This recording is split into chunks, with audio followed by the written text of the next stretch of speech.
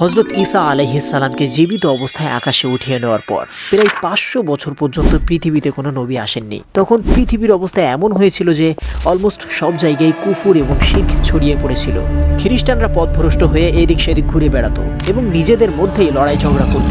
সে সময় আল্লাহকে মাননেওয়ালা প্রায় শেষ হয়ে গিয়েছিল এবং শয়তানকে মাননেওয়ালা পৃথিবীতে ছড়িয়ে পড়েছিল।